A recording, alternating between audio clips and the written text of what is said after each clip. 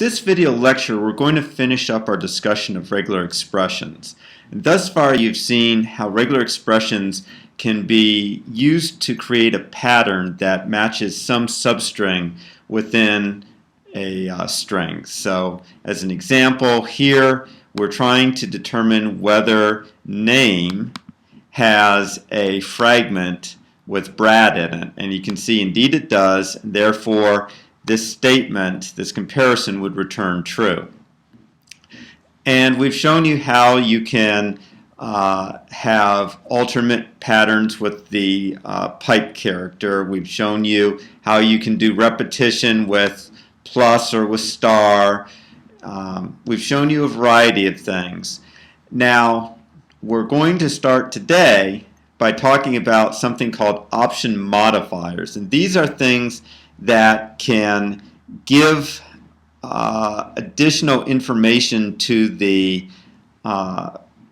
regular expression matcher to make it a bit more powerful and to also not have to write out so much. So these option modifiers are going to go at the end of a regular expression. So in Perl, you typically put the regular expression between forward brackets, and then the option modifiers go at the end. There's 5 option modifiers, but we're only going to really talk about 4 of them. I for ignore case, which means you can look for anything that matches either lower or uppercase. It says don't be case sensitive. S, which is going to allow us to match across new word boundaries. M, which is going to allow us to match not just at the beginning of the string, but also at the beginning of new lines in strings that contain new line characters. And G, which is going to allow us to find multiple occurrences of a pattern in a string. And it's easiest to illustrate this using some examples.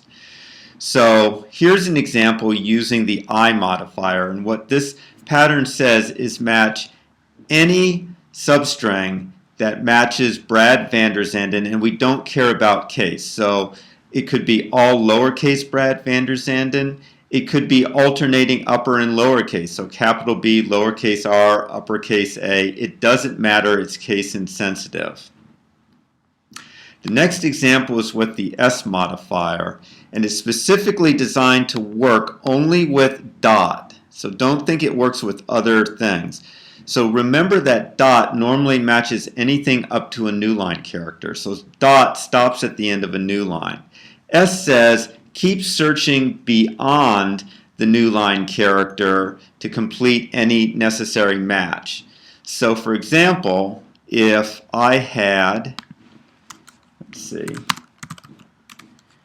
here, if I had H1 hello Brad, and you can see that it spans multiple lines. If I did not have the S here, then this match would fail because the dot would only match up to the end of the new line character, and then there would be no corresponding / H1 at the end. But with the S right here, now the fragment that matches will be hello Brad, and that's what will be matched by this parenthesized expression. The next thing that we're going to talk about is the G option. And I've told you that Perl was designed to extract pattern or strings that match certain patterns from a file, but a big issue thus far is that only the first substring that matches a pattern is returned, and often you want to find all substrings that match a certain pattern. For example, I might want all zip codes in a file, or all strings that match some time, like all runners times that I can find in a file.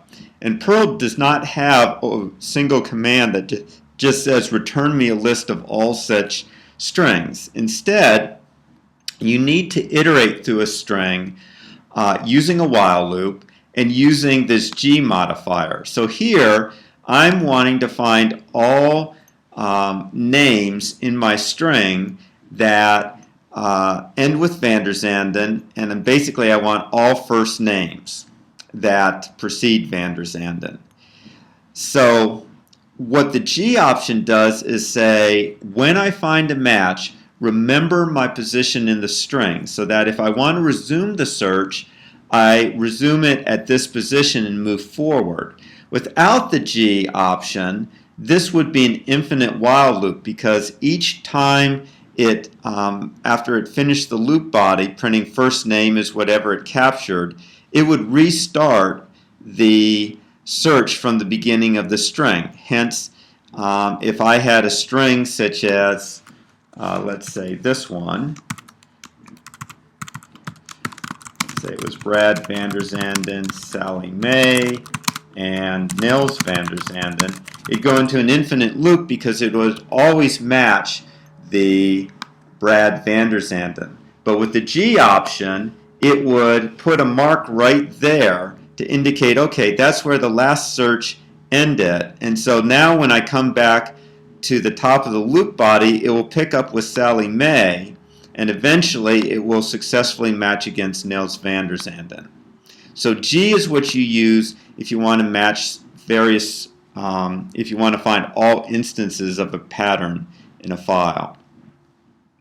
And then M allows us to extend this to multi-line strings. So a very common thing to do in Perl is to suck in an entire file into memory, as long as it's not too big. Well, that file contains new line characters, and we often want to search beyond new line characters. So for example, maybe we want to start or search for any last name that starts with van der Zanden that starts at either the beginning of the string or the beginning of the line.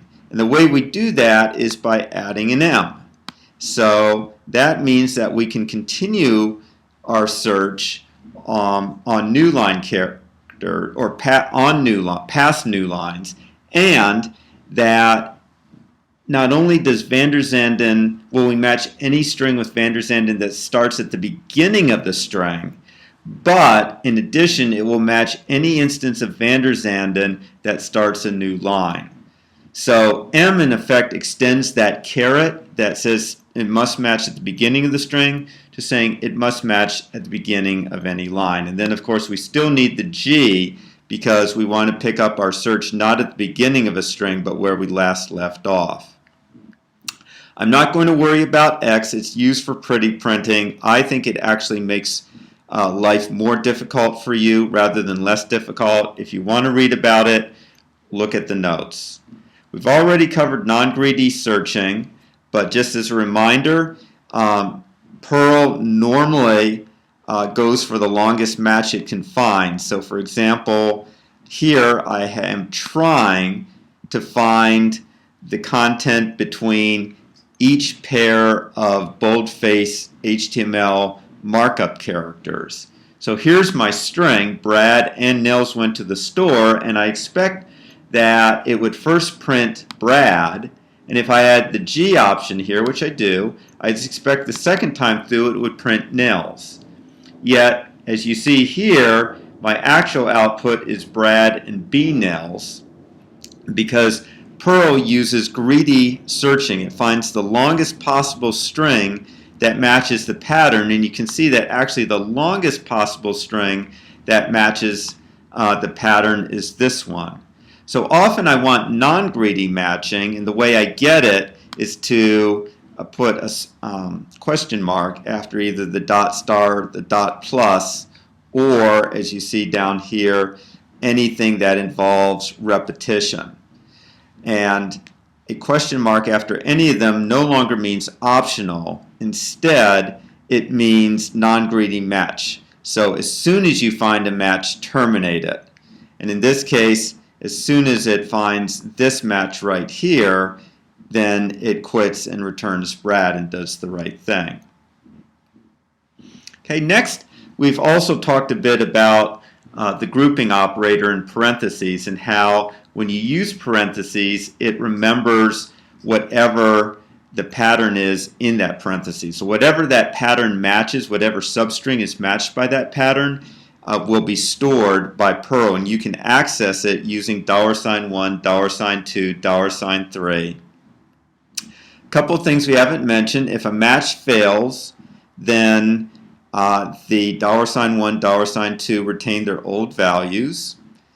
Secondly, if you'd like to name your parenthesized values, you can put a list on the left-hand side of an assignment statement, and not only will $1, $2, $3, $4 in this case be filled up, but those values will be returned in a list and assigned to month, day, year, and the abbreviation YR. So that would give you a way to access those values with more meaningful variable names.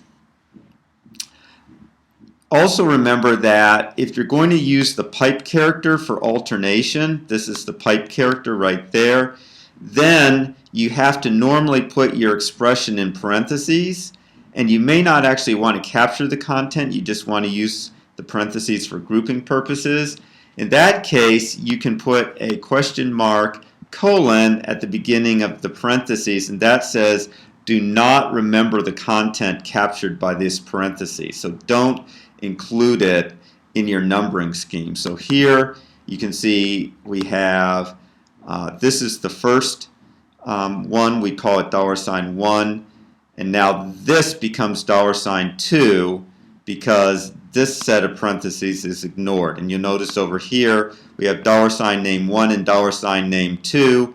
$name1 matches this expression, $name2 matches this one.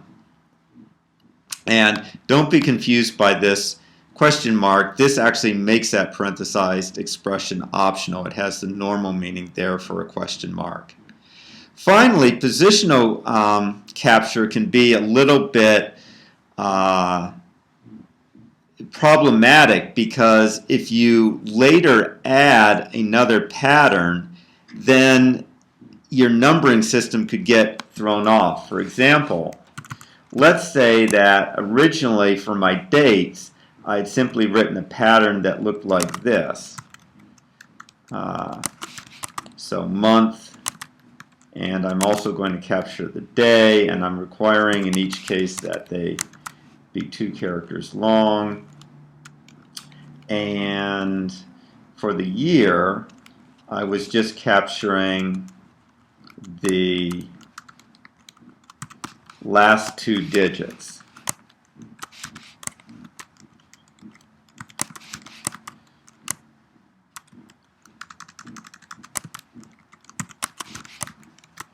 Okay, so $1 here is going to be the month, $2, the day, $3 is the year. Okay, so now, I'll just write it out. $1 equals the day, $2 equals, $1 equals the month, $2 equals the day, and $3 equals year. Now, let's say I modify the expression. Okay, and I decide I want to capture the full year as well. Well, that's problematic because now $3 no longer contains the year. $3 is actually now equal to the full year, and $4 becomes year, or the abbreviation for year. And that could break a lot of code if I had several references to $3. I'd have to change all of them to $4. Be even worse if I had changed it somewhere at the beginning and everything had moved over 1.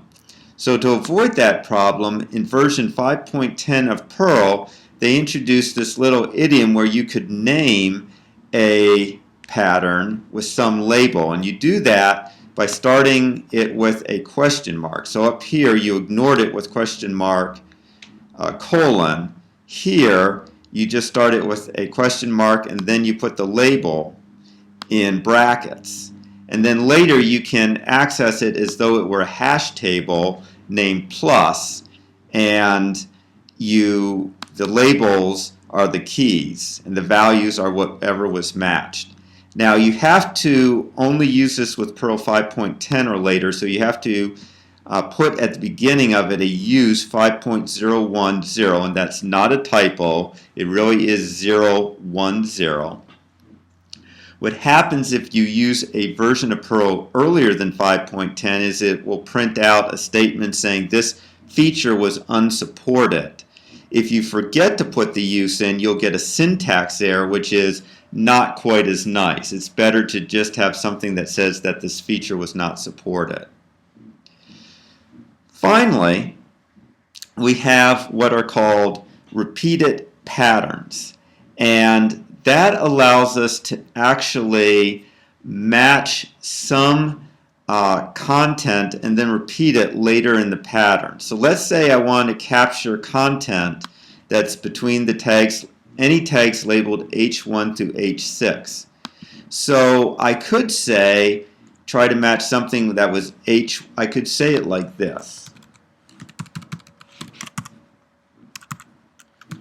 I could say, match something that is H1 dot star H1, or, so now I'm going to have to put the whole thing in parentheses, or